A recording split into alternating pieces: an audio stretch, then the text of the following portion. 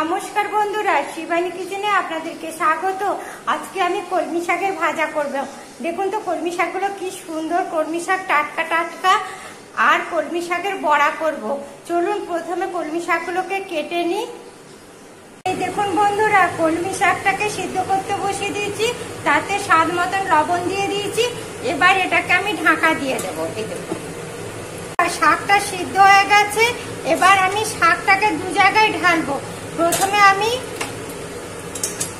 এই দেখুন এর মধ্যে শাকটাকে ঢেলে নিই। বন্ধুরা, শাকটাকে সিদ্ধ করে নিয়েছি। এবার বড়া বানানোর জন্য 2 চামচ বেসন এর মধ্যে দিয়ে দিলাম। এবার এর মধ্যে পেঁয়াজ, আদা, রসুন করে ক্রাশ, কাঁচা লঙ্কা করে ক্রাশ করে নিয়েছি, সেটা দিয়ে দিলাম। এবার এর মধ্যে সামান্য একটু জিরে গুঁড়ো দিয়ে দিলাম। দিয়ে এটাকে ভালো করে এবার আমি মাখিয়ে নেব। এই দেখুন বন্ধুরা, আমার কলমি শাকটা বড়া ভাজার জন্য মাখানো হয়ে গেছে। এবার এর মধ্যে আমি একটুখানি এই দেখুন পোস্ত দিয়ে দিচ্ছি। এই পোস্তটা দিলেই আসল টেস্টটা আসবে।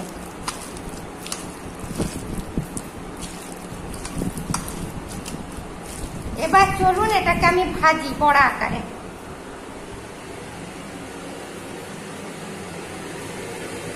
এই দেখুন বন্ধুরা, তেলটা গরম হয়ে গেছে। এবার আমি কলমি শাকের বড়াটা ছেড়ে দিচ্ছি। দেখুন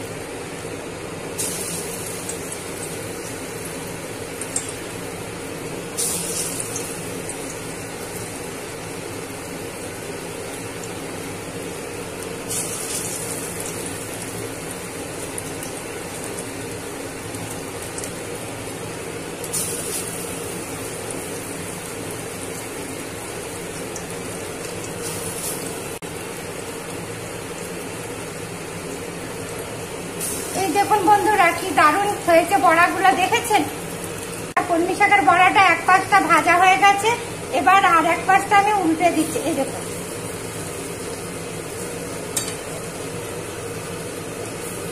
দেখেছেন? এই দেখুন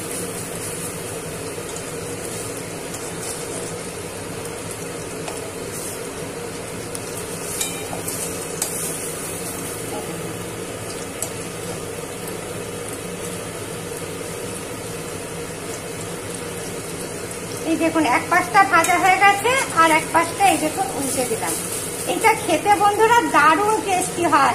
আপনারা একবার অন্তত ট্রাই করে দেখবেন, কি দারুণ টেস্টি হয়। প্রতিদিন তো কলমি শাকের ভাজা খাচ্ছেন, একদিন বড়া করে দেখুন কি দারুণ খেতে হয়। এই দেখুন আমাদের বাড়িতে সবাই এই বড়াটা খেতে খুব ভালোবাসে। এই দেখুন বন্ধুরা, আমার কি দারুণ কলমি শাকের বড়াটা হয়েছে, দেখেছেন? আপনারাও এরকম কলমি শাকের বড়া করবেন, দেখবেন দারুণ খেতে লাগছে। আর আমার এই রেসিপিটা আপনাদের যদি পছন্দ হয় তবে লাইক করবেন, কমেন্ট করবেন, শেয়ার করবেন।